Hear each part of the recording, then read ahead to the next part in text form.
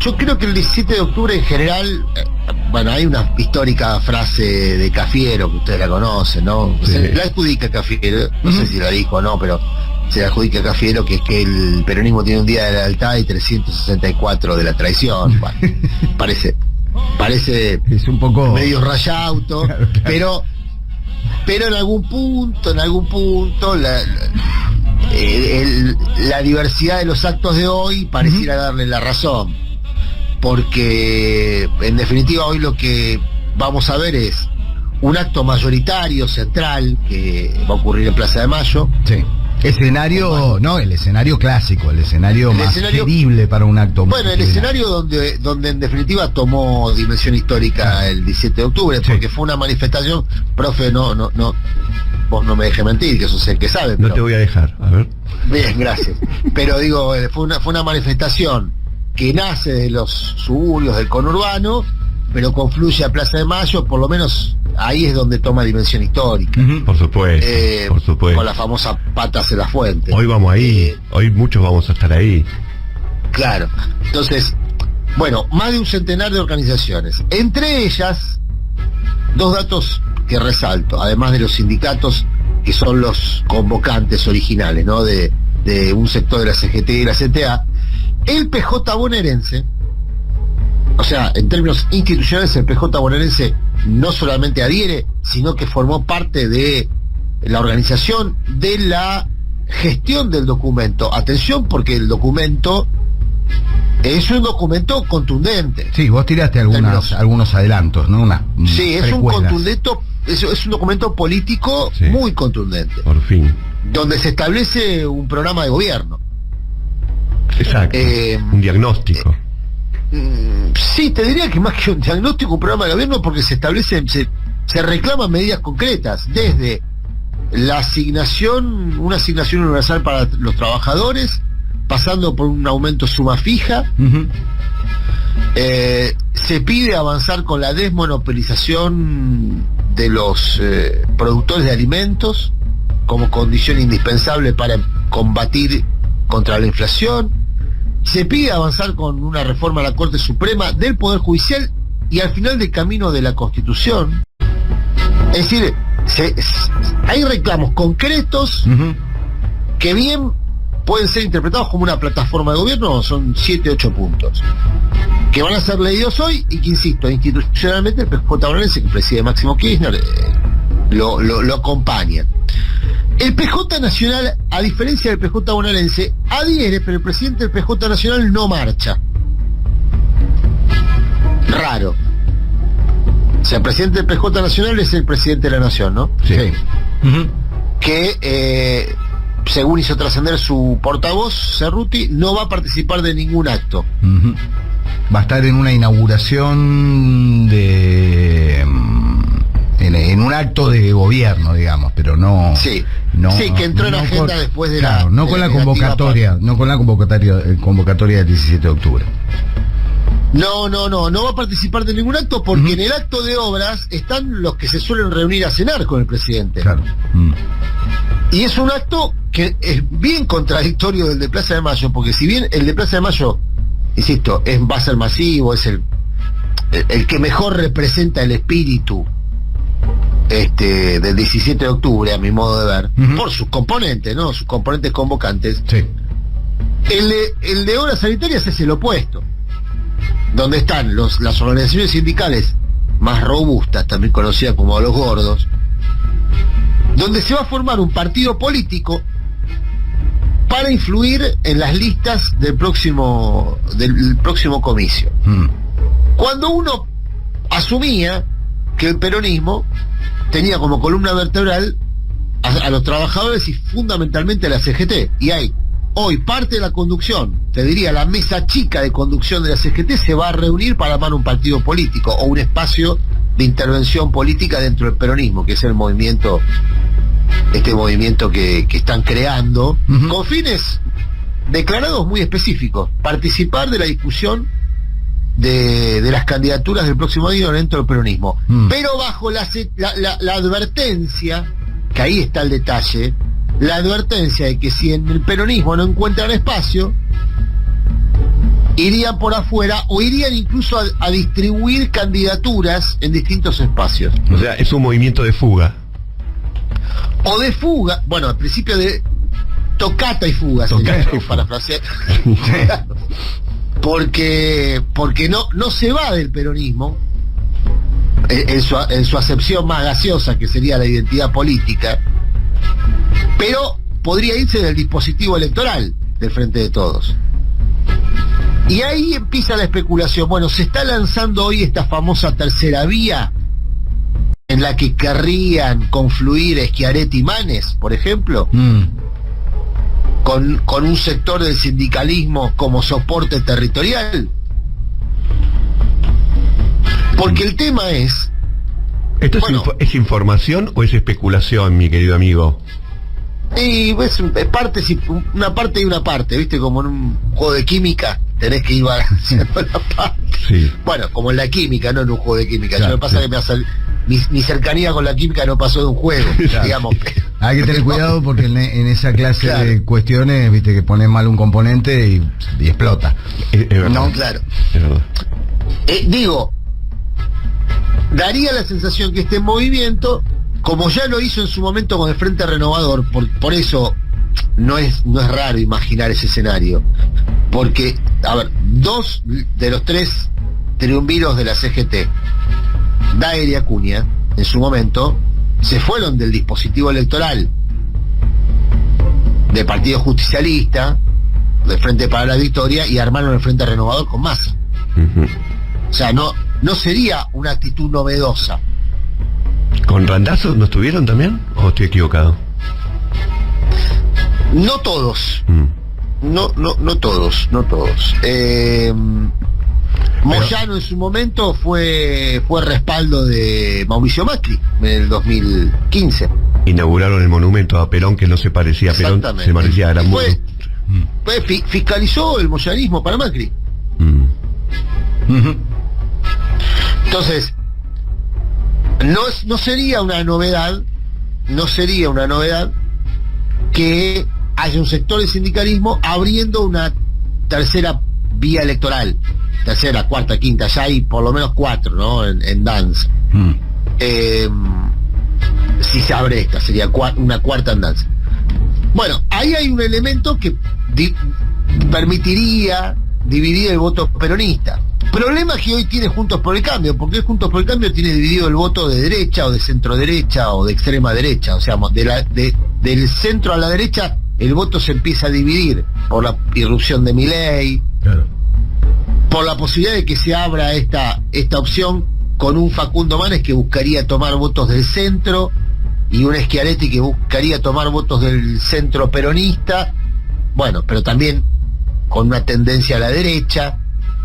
Bueno, ahí se fracciona el voto de Juntos por el Cambio, pero también se empezaría a fracturar o fraccionar el voto del Frente de Todos, por ese centro, digamos, por ese centro que apuntaría al que se llama el voto blando, que es el voto de fundamentalmente de sectores medios que decían en los últimos tramos de la campaña, ¿no? Bueno, empieza a armarse el año electoral, porque técnicamente ya estamos en el año electoral, y yo lo que creo, y cierro con esto, compañero, la reflexión sobre el día de hoy, es que hoy el peronismo lanza la campaña electoral. El problema es que la lanza dividido, y con un programa de gobierno al que le falta liderazgo, no porque Cristina no sea la lideresa de quienes hoy se encuentran en Plaza de Mayo, sino porque me refiero a un liderazgo con opción electoral. A ese tipo de liderazgo me refiero. O sea, hoy se va a presentar un programa de gobierno al que le falta candidato o candidata, porque la candidata natural, la última vez que habló del tema, dijo que no tiene la vocación. Hay que ver si cambia de opinión, pero hasta acá la lideresa natural del programa de gobierno que hoy se va a presentar en Plaza de Mayo no es naturalmente la candidata. Naturalmente. Perdón. Es naturalmente la candidata, no es la candidata explícita. Claro. Sí. No es la candidata natural, pero no la candidata que está hoy en la baraja. Bueno, entonces ahí tenés un poco el escenario de este 17, Sí, donde está Adrián, de acuerdo a lo que venís contando, está muy claro que el foco en obras sanitarias a puertas cerradas es pensar en listas, repartos, cómo se encara todo el asunto, mientras que el foco en la Plaza de Mayo está muy claramente puesto en que la estamos pasando como el orto y es necesario cambiar el rumbo. Sí. Digo yo, puesto en términos, pero si querés, brutales, ¿no? Mirá, dato como exigía el profe, está bien, hay que exigir formación. Está muy bien. El fin de semana Alberto Fernández se reunió con gente, empresarios, periodistas, para adelantarles el programa económico, las medidas económicas. El programa económico es otra cosa. Las medidas económicas que se van a tomar en los próximos días, un bono para fin de año, que se va a anunciar el jueves. La suba del mínimo de ganancias. Y la suba del mínimo de ganancias, en principio está eso. Pero la reunión, la economía era una excusa para que Alberto Fernández transmitiera dos mensajes. Que no va a haber, que el Poder Ejecutivo no va a impulsar la anulación de las PASO. Ajá. Y que el presidente se ve como candidato. Hace una serie de cuentas cuando... Se autopercibe. ¿Cómo? Se autopercibe como candidato, decís. Se autopercibe candidato, sí. Hace una serie de cuentas, dice, bueno, al final, si Cristina no va, a Massa no le alcanza, yo tengo posibilidad de reelección, y con una PASO yo voy a la PASO y le gano a todos, salvo a Cristina, pero Cristina no va. Bueno, eso es lo que dijo Alberto Fernández el fin de semana en una serie de encuentros que hizo en Olivos con empresarios, periodistas, no con todos juntos, sino que fue... Varias reuniones. Fueron varias reuniones. Ajá. Entonces, presidente piensa esto. No participa de ningún acto porque imagina tener el soporte de todos y todas. Por eso no participa de ningún acto. Sí. Porque imagina tener el soporte del Partido Justicialista, línea Gerardo Martínez, Andrés Rodríguez, Luis Barrio Nuevo, que son los que se van a reunir en obras sanitarias. Y imagina tener el respaldo de los que se juntan en Plaza de Mayo con un programa de gobierno que en muchos casos es contradictorio con el que está en ejecución. Claro, a mí me cuesta imaginar que lo de hoy en Plaza de Mayo pueda interpretarse como un respaldo. Es más bien un reclamo, de acuerdo a lo que se está pidiendo. Siempre dentro del peronismo, pero suena más bien a otra cosa. Sí, es un reclamo para que las cosas empiecen a cambiar desde ahora, no desde el 2023. Claro. Aparte no hay tiempo. No. Hay problemas muy urgentes. Entonces, qué paradoja que el acto más lavado lo hagan en obra sanitaria, ¿no? Qué paradoja, no, qué apropiado será en todo caso. Sí, bueno, muchas suspicacias con el lugar, profe, no precisamente por esto que mencionas, sino porque está muy vinculado a la empresa estatal de servicio de agua, claro, y saneamiento, ¿no? Claro. Que preside una funcionaria pública muy cercana a Massa, tanto que conviven.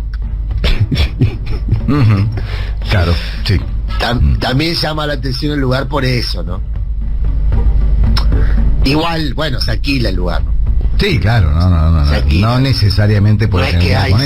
Por ahí consiguieron un descuento en el alquiler, eso sí. Regala el espacio. No, claramente ahora no te va a regalar el estadio legendario de tanto rock and roll, ¿no? Como decían los Ilia Kuriaki, como grupo soporte le pegan a un pibe. Espero que no suceda eso, ¿no? Pero ¿te acordás del tema de los Kuriaki que decía como grupo soporte le pegan a un pibe? Sí, porque pasó ahí. Una escena tremenda. Bueno, pero por eso, yo lo que les quiero decir es, me parece que el 17 responde al espíritu de la época, de esta época. Sí, claro. De esta encrucijada en la que está el peronismo. Si querés, Adrián, vamos, se ve venir más o menos cómo va a ser el clima en al menos dos de los actos más significativos de estos actos múltiples que hay. No, por eso, está claro, para mí hay este 17 de octubre tiene llega, digamos, a la historia del peronismo en un momento de crisis de representación. Que bueno, crisis no significa que no pueda recomponerse esa representación. Para ser más específico, qué representa y a quién representa el peronismo. ¿Por qué? Bueno, primero porque uno de los grandes problemas que tuvo el peronismo es cuando se burocratizó. Pienso en los 90, ¿no? Claro. Se transformó en un instrumento, en una herramienta del poder real, o el poder fáctico, el poder económico.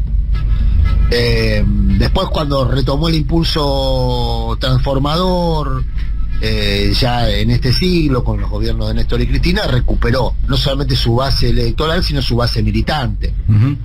Y hoy, recuerdan que no hace mucho hablamos con el Pitu Salvatierra, Sí. y a mí me quedó impregnada en la memoria una frase que él dijo, que es: no sabemos cómo hablarle al barrio y qué decirle al barrio por las cosas que ocurren, nos estamos quedando sin argumentos. Claro, y sí.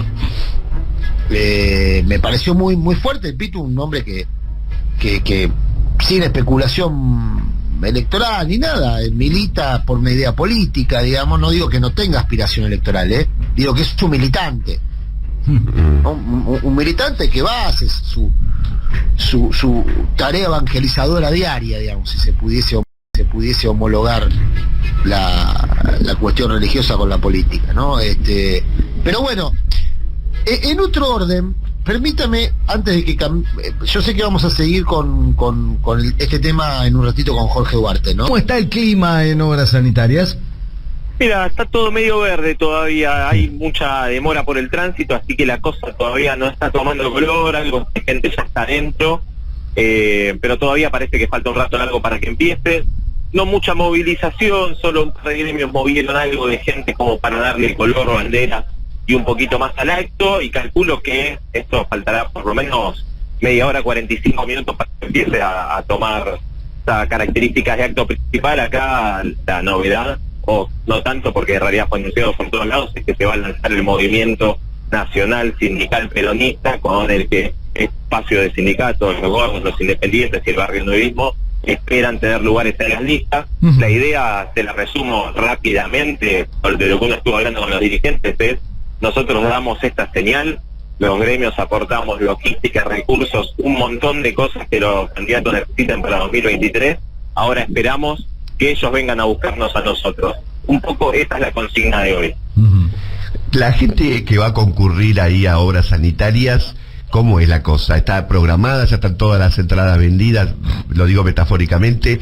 ¿Ya se sabe quiénes van a ocupar? Muy cerrado, profe. Muy cerrado. Hay que entrar con acreditación, algunos directamente con pulserita. Uh-huh. No hay movilización de base, más bien es una movilización de dirigentes, bueno, los altos e intermedios, te diría, de los sindicatos. Muy poco, no se ve delegado, trabajador, más bien cuadros intermedios. Y la idea del acto tiene fuertemente este tinte político electoral, no más que evocatorio. Uh-huh. Ahí ese partido que van a fundar, que se va a fundar hoy, ¿tiene, además de la intención de conseguir cargos, alguna consigna política? Bueno, es lo que vamos a tratar de descifrar. En principio no. Uh-huh. Supuestamente va a ser la base de sustentación para el candidato que los venga a buscar dentro del peronismo.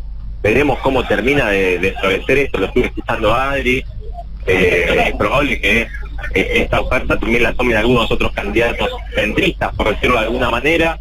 Vos viste que esto puede pasar de todo el año electoral, pero en principio no hay consignas del todo claras, tampoco hay cánticos que uno lo pueda hacer prever por dónde va a ir la mano, así que vamos a esperar un poco el desarrollo de los discursos para tratar de entender hacia dónde se dirige todo este grupo de dirigentes. ¿Quiénes van a hablar, Jorge, hoy? Mira, están confirmados Acuña y Dari. Había después bastante revuelo para ver quién más iba a tomar el micrófono, por lo tanto no lo tengo confirmado. Uh-huh. Te digo que hasta el viernes será una novela más de la CGT, quién iba a hablar y quién iba a hablar. Había cruces entre dirigentes, varios querían tomar la palabra, algunos que querían poder hablar a sus hijos. Era todo un enrosque importante. Veremos hoy cómo se termina de definir. Está claro que Dari y Acuña tienen que ser las dos palabras principales.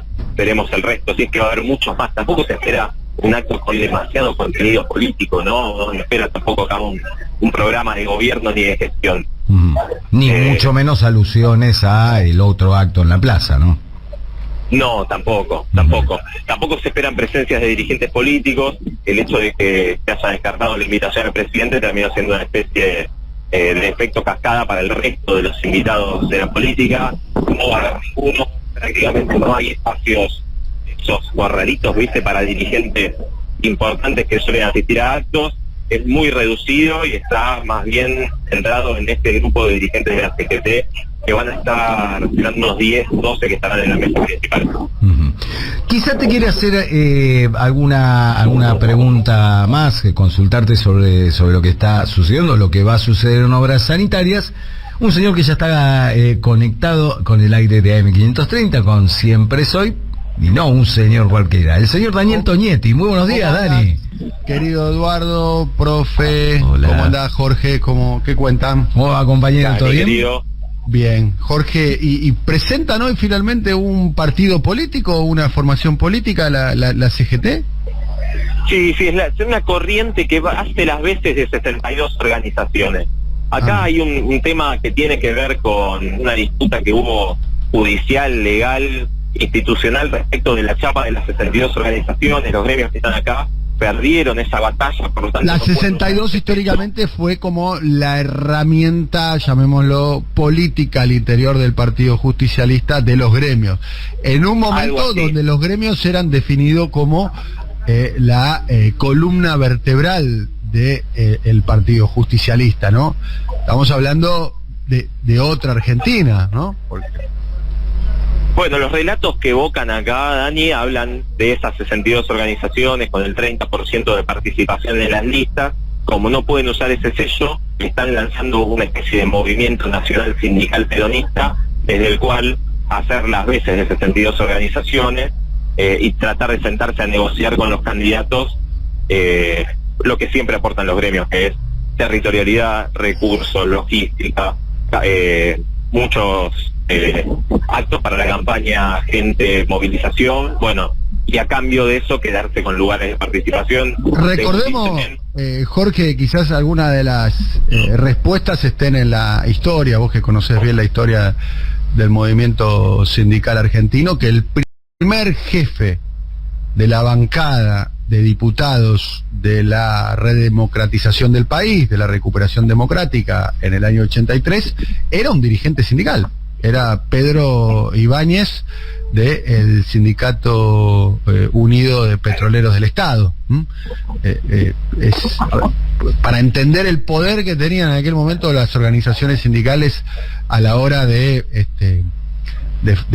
formar las listas y poner hoy los dirigentes sindicales tienen mucho menos poder a la hora de poder ocupar un lugar en la lista. Es cierto, en el derrotero de la política pasaron dos cosas, Dani. Por un lado, el propio desgaste de la relación entre los sindicatos y la política, pero también la merma en el poder de representación de los gremios, el crecimiento, ¿no?, del trabajo informal, de las organizaciones sociales, de los movimientos de desocupados, que de alguna manera hace que el universo de representación de los sindicalizados formales sea menor. Y también hay una distancia que se va dando entre los tiempos de la política y los tiempos del sindicalismo. De hecho, si uno hace un repaso, Dani, de los últimos años, la única lista vinculada al peronismo que respetó el 30% de participación del movimiento obrero, que es lo que históricamente se reclama y que es lo que se va a reclamar, por ejemplo, acá, fue la lista de Unidad Ciudadana en 2019, cuando metió 3 dirigentes sindicales sobre un total de 10. Y sin embargo, uno mira que acá la convocatoria es muy reactiva hacia cualquier espacio cercano al kirchnerismo, ¿no? Por lo tanto, también hay una división que no solo está en lo meramente representativo, sino en el perfil de los dirigentes políticos que quieren poner la Casa Rosada. Acá estoy reviviendo, estamos hablando con Jorge Duarte, que está en las inmediaciones del Estadio Obras. Es un estadio... Adentro. Ya estás adentro. A ver, es un estadio, Eduardo, está mucho más vinculado al rock and roll. Primero al básquet, hay que decir. Básquet, es un estadio claro. de básquet, Sí, ¿no? sí, Y Obras Sanitarias de la Nación es un club que tuvo una enorme tradición de básquet allá en la década del 70 y fundamentalmente en la década del 80, como primera cuestión.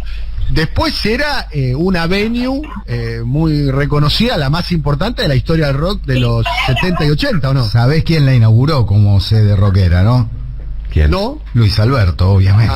¿Quién más? La banda Spinetta. No sabía. Claro. Y era en un momento, era la consagración para las bandas de rock. Pero ¿no? claro, llegar a Obras era lo máximo que podías aspirar. Te da una idea de lo que era el rock en ese momento. Era un rock no masivo, ¿no? 5.000 personas. Depende de la configuración que hagas. Y tenías el mini Obras que era de menos. 3.500. Claro, exactamente. Ahí tocó Van Halen, me acuerdo. Ahí tocó Van Halen, no. Bueno, ahí tocó llene la línea de puntos.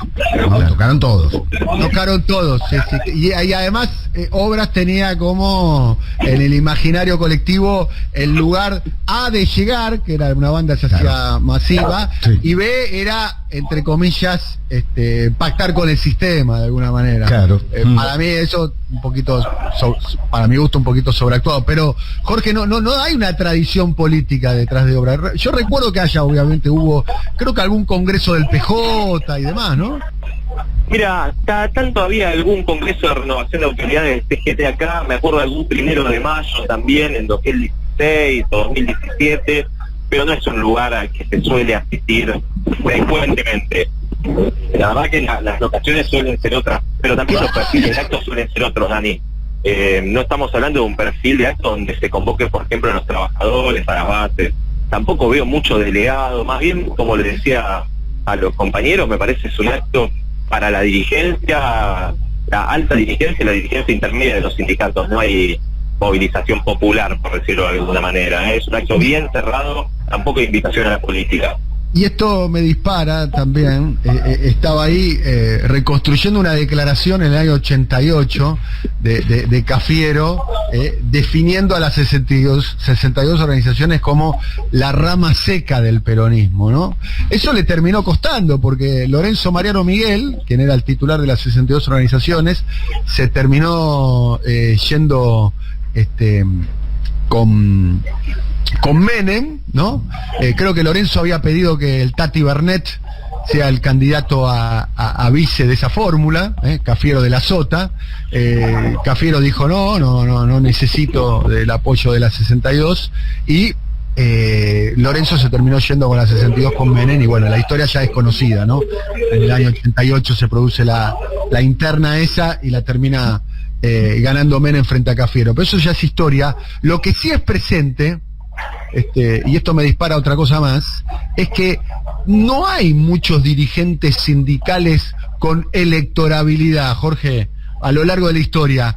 Y eso que hubo dirigentes sindicales populares, hasta queridos, hasta con capacidad de convocatoria. Estoy recordando a Saúl Ubaldini en los 80, ¿no? Cuando Saúl Ubaldini quiso hacer su experimento electoral propio, no le fue bien, ¿no?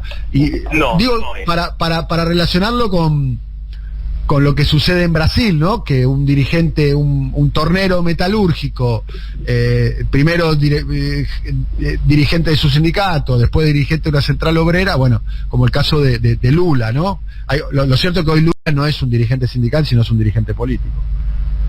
Muchos quisieron ser Lula del mundo sindical argentino, y la verdad que no se pudieron acercar. Acá ya es, cuando estuve en Brasil, les cuento algo.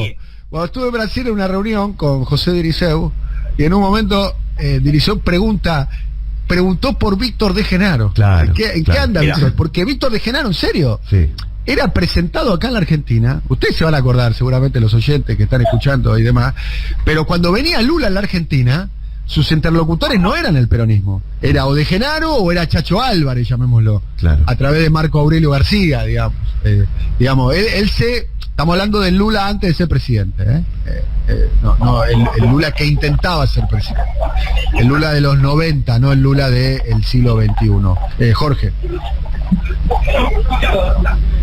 Jorge. Acá estoy, sí, estoy un poco escuchando mal porque está empezando a haber algo de movimiento, ya se escuchan los actos. Lo que te iba a decir respecto de eso, Dani, es que no hay dirigentes con potencia nacional. Quizás sí uno puede encontrar en las provincias algunos dirigentes de gremios grandes que tienen proyección e influencia en la política, algunos incluso llegaron a ocupar algún ejecutivo, me acuerdo de algún petrolero, por ejemplo, en la Patagonia, hubo un vicegobernador en San Luis, pero la verdad es que los casos son muy contados y en ningún caso tiene proyección nacional. No hay dirigentes emergentes como podría ser Oruro, quizás con otro perfil, desde otro lugar, un Evo Morales que también tiene una tradición Eso está dando dos temas interesantes, ¿no? Ni el movimiento obrero logró un dirigente con electorabilidad y proyección, ni tampoco los movimientos sociales, ¿no? Porque tampoco tiene un dirigente que puede encabezar una lista y producir un fenómeno como el que podría llegar a ser Evo Morales o David Choquehuanca en Bolivia, para dar solamente dos ejemplos. Y algo parecido también me parece que pasa con el movimiento mapuche en la Patagonia, ¿no? Bueno, pues son cuestiones seguramente para analizar un poquito más profundamente. Bueno,